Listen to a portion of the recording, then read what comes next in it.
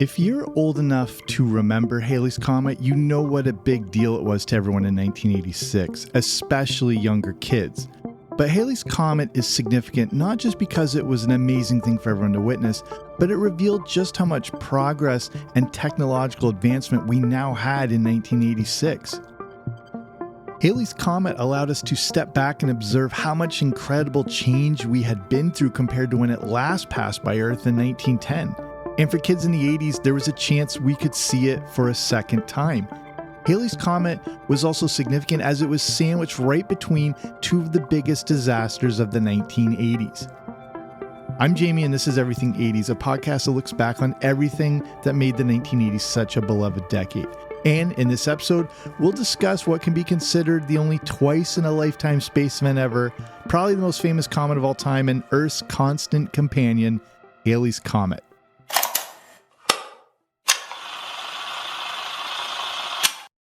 I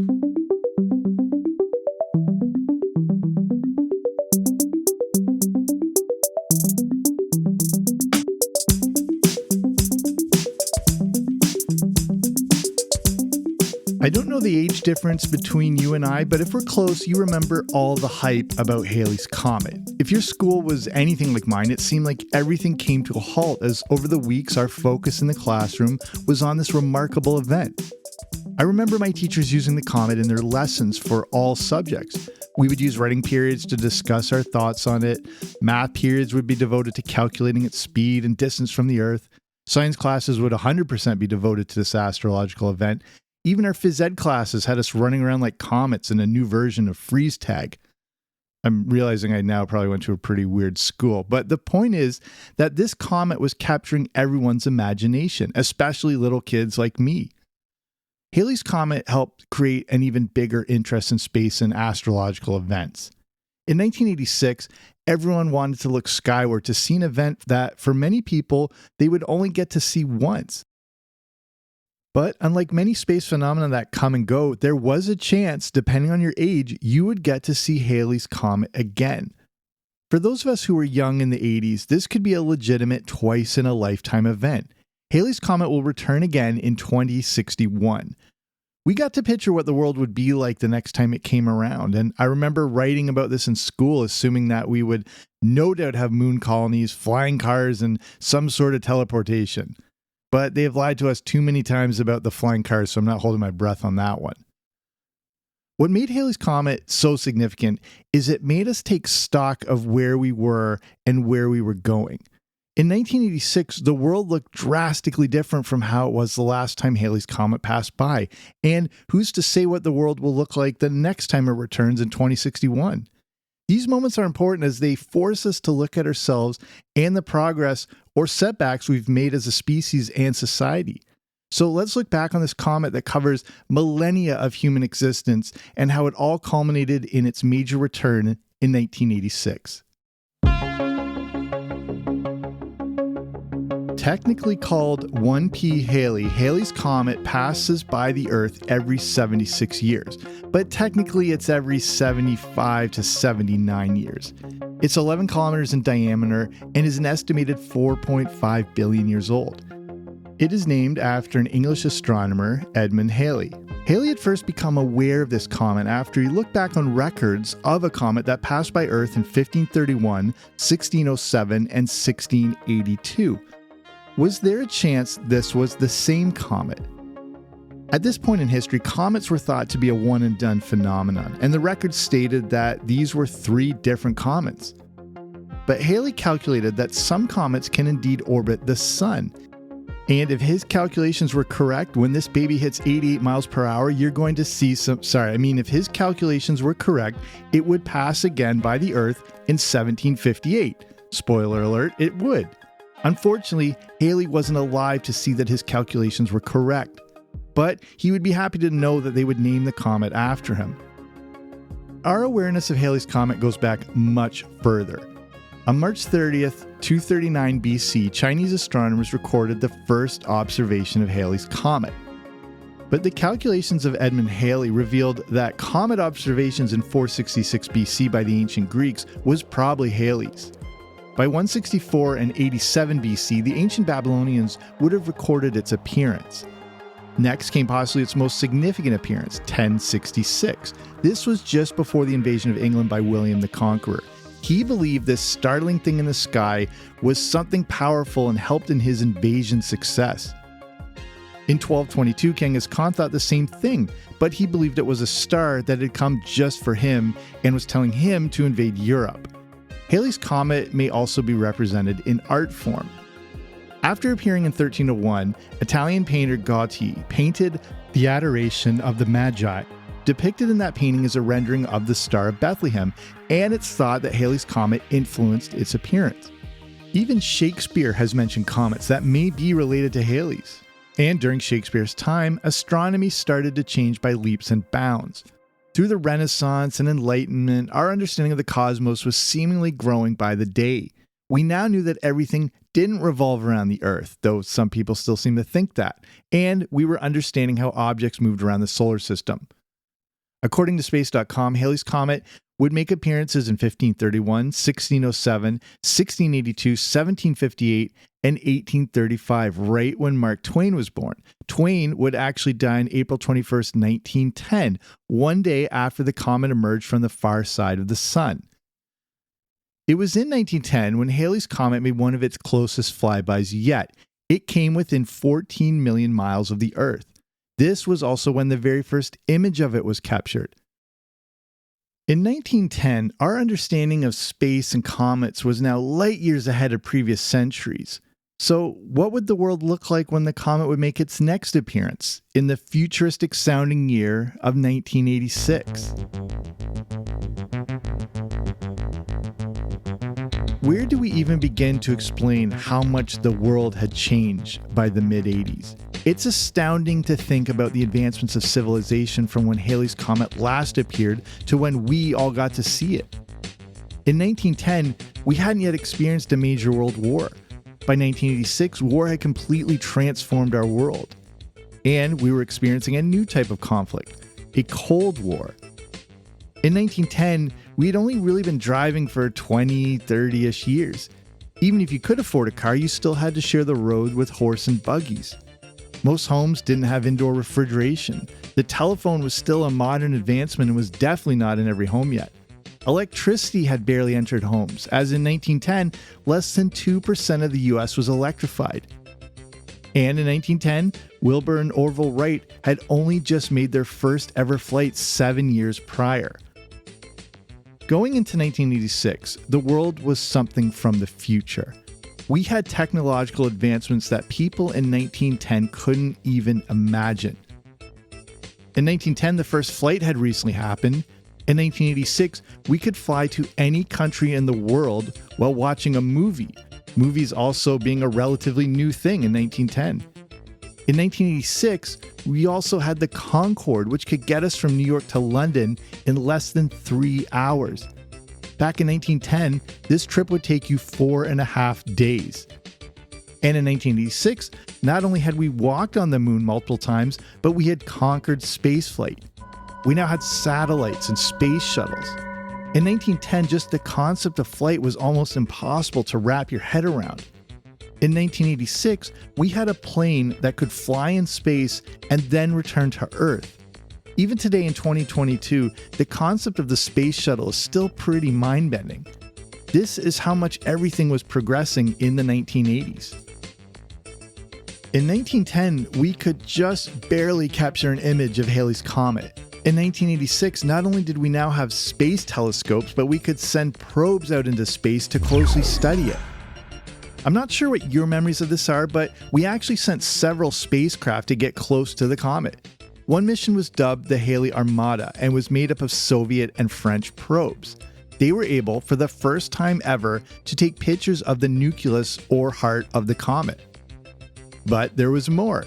The European Space Agency sent a spacecraft that could get even closer to Halley's Comet, and it sent back more remarkable images. That ESA spacecraft, called the Giotto, got within an astonishing 600 kilometers of the comet.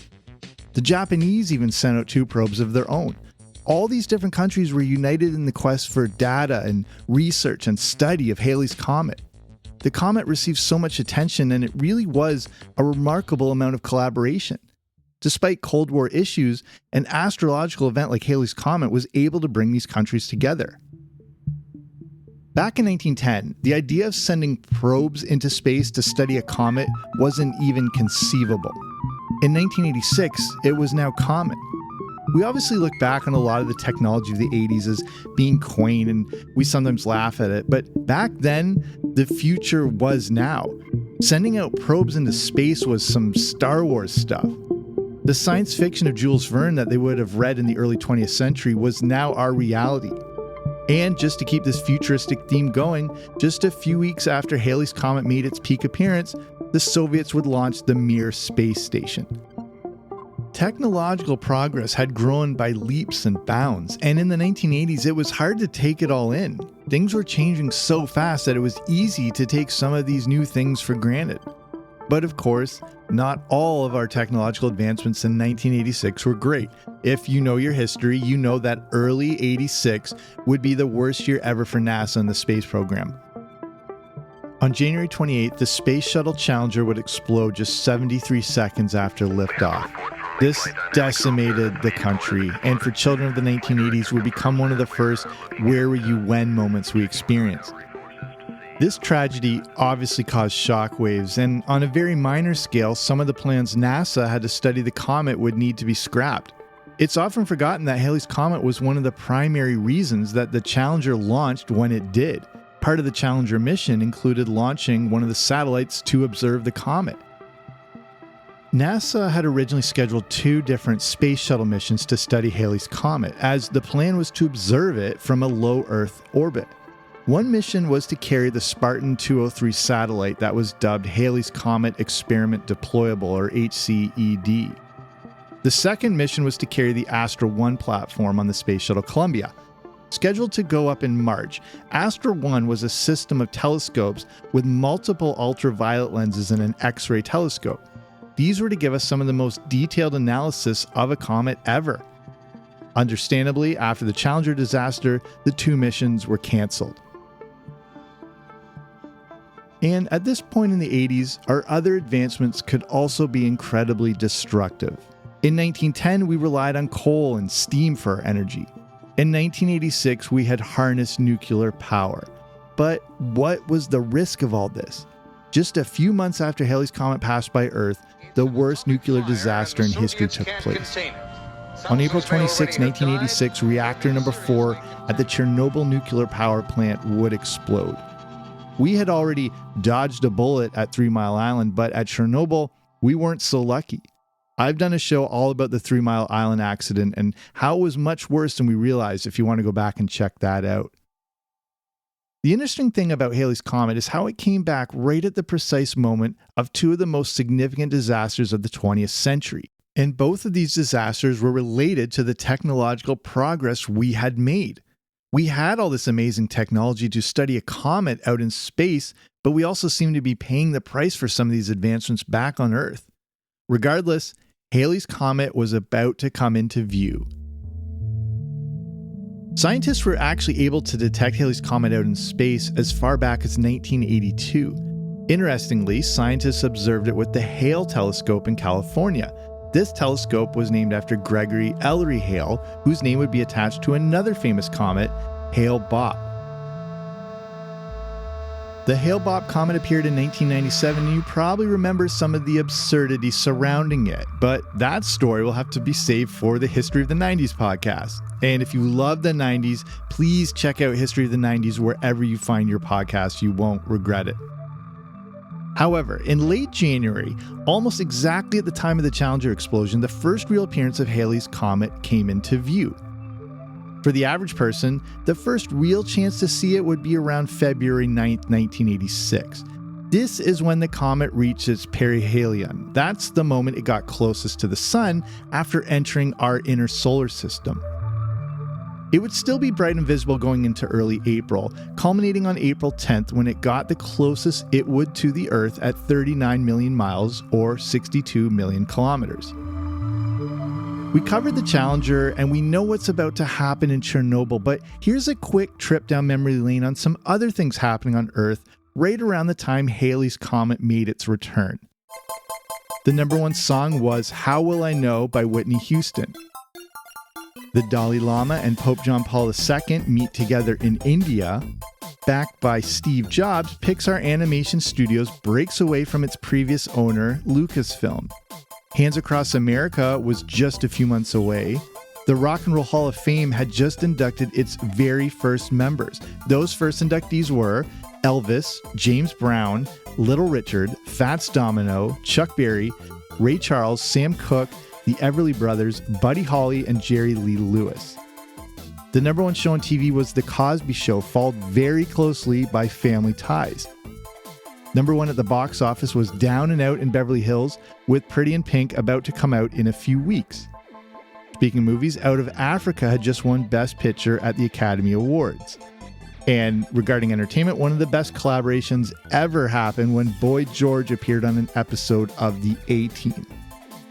At this point in 1986, average monthly rent was around $385, a gallon of gas was 89 cents, and a brand new Ford Mustang would set you back $7,400.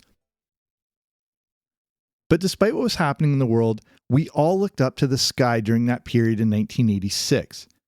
Halley's Comet gave us that moment to pause and simply gaze upward.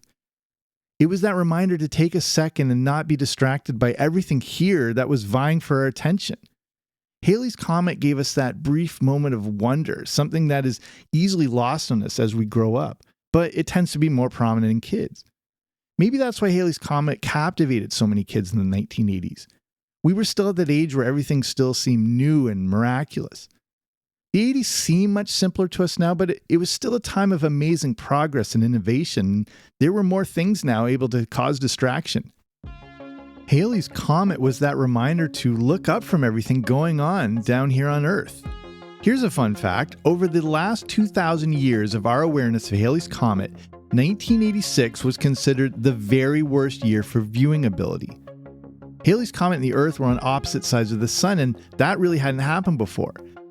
And here's something interesting that had never happened in the comet's existence, and speaks to our development as a species. There was now more light pollution than at any other stage in human history. This made it much more difficult to see, and many people missed out. There's a bit of an interesting juxtaposition of how the advancements in human technology that allowed us to track and understand this comet were also responsible for preventing us from seeing it clearly. In 1910, you could pretty much stand outside at night anywhere and catch a good glimpse. In 1986, this wasn't exactly possible, especially if you lived in a city or a highly developed area. You would have to head to areas outside of the city to get the best glimpse. That's not to say you wouldn't be able to see it at all, but for the best viewing, you needed to get away from all our artificial light. Those who lived in the southern hemisphere would get the best views. But if you got a chance to see Halley's Comet, you may remember heading out to darker parks or fields or outside your city to catch that view.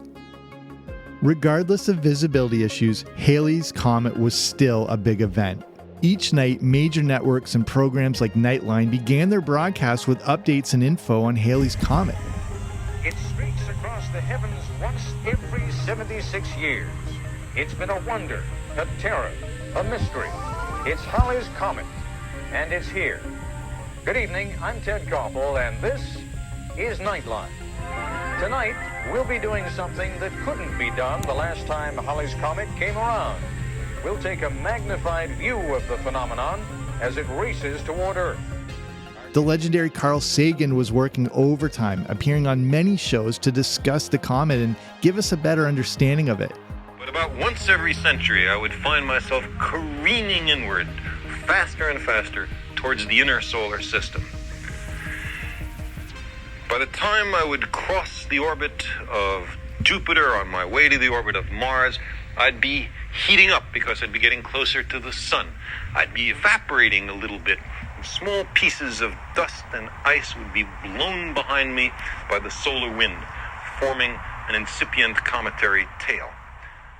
Ted Koppel, in his terrible comb-over, made sure to tell us that it should actually be pronounced Halley's Comet. But by that point, calling it Halley's Comet had already stuck. News reports would transition between stories of those who were still alive back in 1910 to get their experiences of it, combined with the opinions of current-day kids.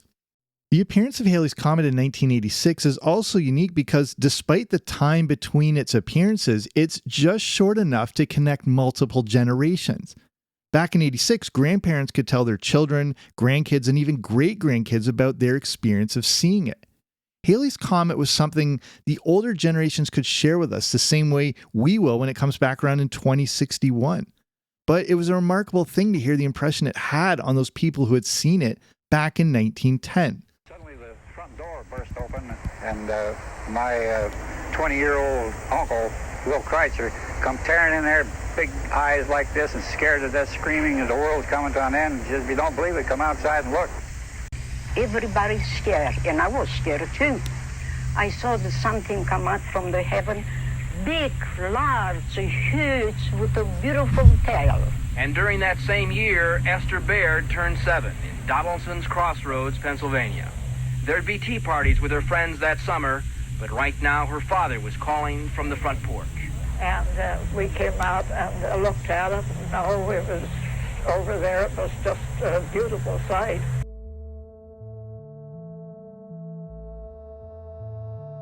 The kids of 1986 would experience Halley's Comet in a much different way compared to those who were alive the last time it came by. We had grown up with Star Wars, Star Trek, Aliens, and so much space-related content that Halley's Comet seemed familiar in a way that wasn't possible for a kid back in 1910. But that's not to say it wasn't still astounding and amazed people of all ages. For school-age kids, Halley's Comet was a chance to get them interested in space and science. There was even a lot of kid-related content leading up to the event, including the straight-to-VHS release, The Return of Halley's Comet, back in 1985. Halley's Comet revealed a startling change in the generations. Kids in 1910 didn't know what to think of it. Kids in 1986 knew everything about it and were learning more on a daily basis. Every generation, including up to 1910, were often terrified of Halley's Comet. They weren't able to explain what they were seeing and why they were seeing it. In 1986, we knew better. In previous eras, they wondered if what they saw in the sky was the harbinger of doom. Why did it stay there for weeks at a time? Was it signaling the end of the world? A lot of that comic panic still remained in 1910. It was thought that the Earth would pass through the tail of Halley's Comet, and the fear was the gas in the tail was poisonous and could wipe out the entire human population. Spoiler alert, that didn't happen. In 1986, even small children knew Halley's Comet was basically a gigantic, dirty snowball that orbited our sun. Our understanding of this comet had just grown so much, as had our ability to communicate that information. In 1986, we were all able to learn about Halley's Comet from moving pictures on a box in our living room. We could watch Carl Sagan explain via satellite all the details to Ted Koppel and his ridiculous comb-over from the comfort of our own homes. But eventually, like my love life, Halley's Comet faded away quickly. It would travel deeper into the solar system where it was no longer detectable by our telescopes. Now, we got to envision what the world would be like when Halley's Comet would make its way back to us in 76 years. The story of Halley's Comet is as much the story about our advancements as a species, and specifically how much technology had improved going into 1986. Halley's Comet allowed us to see what human beings are truly capable of. In that 76-year period from 1910 to 1986, we were indeed living in the future. But as vast as they will probably be, I'm not sure if the technological advancements will be as profound in 2061 compared to how they were in 1986 compared to 1910. Even though it's not yet 2061, and as advanced as our work in space has been, it doesn't look drastically different from what we were doing in 1986. But that's not to say people in 86 wouldn't be astounded at what we now have in 2022 when I'm recording this. We have helicopters flying on Mars, we've landed on a comet, and we have cars that can drive themselves. They're not flying, but one step at a time. And you are listening to me right now on a computer that you can carry around in your pocket. You're hearing my voice from my little recording studio in Canada to wherever you are in the world. That never fails to amaze me. And everything you've ever wanted to know about anything that has ever existed can now be accessed by that little computer. I can video chat with someone from the other side of the world in real time on this little thing. This was the sort of thing we dreamt about in the 80s. We have Star Trek technology. I can go get my eyes fixed by laser beams. But I think the big difference is that in 1986, we were more likely to expect the advancements we now have. Maybe they don't look exactly as we envisioned, but we knew things were heading that direction. We were more aware of technology's potential in 1986. In 1910, there was nothing that would indicate what would be possible the next time Halley's Comet appeared. In 1986, we could now dream up the things we have today. Basically, we knew they were coming. If you could transport someone from 1910 to 1986, I think they would just be terrified and overwhelmed by the world they found themselves in and wondering what a Kardashian is. I'm just speculating, but I think that if you would make the jump from 86 to 2061, it would be somewhat recognizable and familiar. I just think the changes will be less drastic from 86 to 2061 compared to 1910 to 1986. Planes, rockets, TV, computers, sports cars, space shuttles, video games, satellites, space stations. This was all the stuff of science fiction in 1910, and many of those things were not even conceivable. But we had all those things in the 80s, we still have them now, and there's no doubt we'll still have them in the future. This is what I mean when I say the future will probably be more recognizable.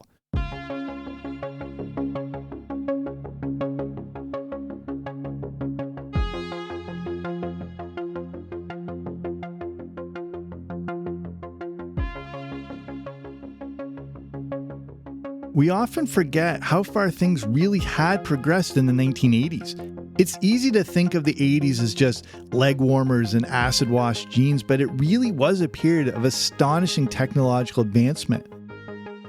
But it's still amazing to think about where we might be in 2061 and how much more technology will advance and progress. In 1986, it's like the comet came by at the perfect time for us to show off the advancements we had made. If there was anything alive on the comet with the capability of observing Earth, they wouldn't even be able to recognize what our world was like in 1986 compared to the last time they swung by. Halley's Comet allowed us to take a look at ourselves and recognize the astonishing progress we had made in less than a century. It allowed us to take stock of where we were and hopefully where we were heading. 1986 was a pretty good year in all aspects. We were able to acknowledge all the progress we had made, and there was a lot of hope for things to come. Yes, there were big setbacks, but we were able to push through them. We can only hope that the next time Halley's Comet comes around, we will find ourselves in that better place. And if Elon Musk is listening to this, it's time to get to work on a flying Tesla. Young me from 1986 will appreciate it.